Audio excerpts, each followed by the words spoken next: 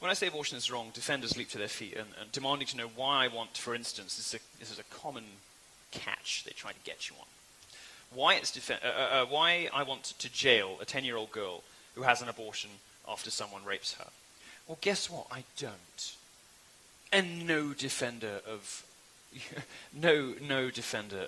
life, no pro-life advocate wants to jail that girl. Nobody does. It is an absurd straw man allegation, but people fall for it over and over and over again. I want to make a subtle distinction for you.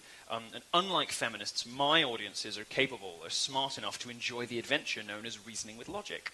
And I make this distinction using the tools, by the way, of the Catholic Church, which has been reasoning gracefully since long before the first feminist had a hissy fit.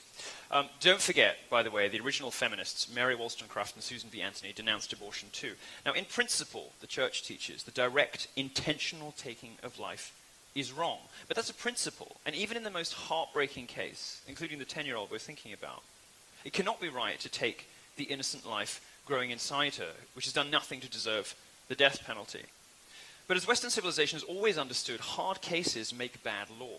You'll very often see, particularly in European countries, just desperate to ban anything. If it exists, there must be rules about it. It's like, this is how you can use it. I mean, every time I go back to Europe, there are more rules about everything. It's like, oh, no, you're using that pen wrong. What? No, honestly, this is the French influence. The French are a poison wherever they appear.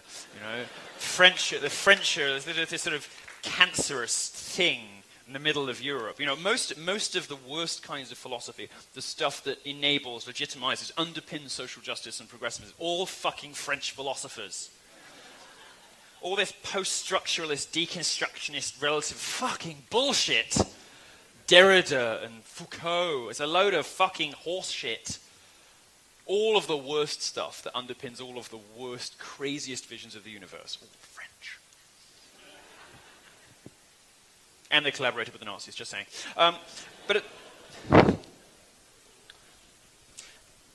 The Catholic Church, at least, has long been an enemy of utopianism. And utopianism is the most prominent vice of leftists. They think we should all be perfect immediately. They don't allow for human frailty or imperfection. And if you're not perfect, they throw you out the club. We've seen this with feminists who don't toe the party line on transgender pronouns. In other words, feminists who aren't mental. Germaine Greer being the perfect example. They'll just cast you out of the club. I was cast out at birth, I think, from the gay club.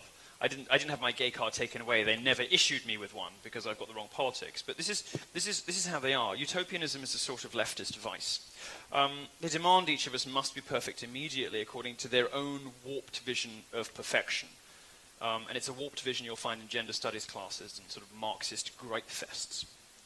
Now here's the relevant distinction. I'm quoting from the Church's angelic doctor, Thomas Aquinas. Human laws do not forbid all vices from which the virtuous abstain, but only the more grievous vices from which it is possible for the majority to abstain. In other words, it's not wise to punish with human law everything that may be opposed to the natural one. That means that I can say it's okay to do something. I can say it's wrong to do something, and it must not necessarily be ruthlessly and rigorously applied in every case. I can say it's wrong to take an innocent life without having to say that we should outlaw abortions in every single case. And almost nobody, in fact, does believe that. In a sane country, we would argue about what cases should be illegal. Should you, for instance, as often happens in non-Christian countries, allow abortions when the parents simply don't want a girl? Happens in China. Happens in the Middle East all the time. Here's one more fact that will help you understand that St. Thomas Aquinas and the Church aren't the killjoy Puritans that your lying professors claim. St. Thomas and before him St. Augustine both followed the anti-utopian view that I've just described when it came to prostitution. They thought it was wrong to do, but foolish to make illegal. I don't think they'd approve of rent boys, so my 20s probably still requires some apologizing for. But it is... I was young when I needed the money. But it is still an amazingly progressive position, given what you would expect to read. Once again, dead white men, much clearer thinkers than your leading lights. Since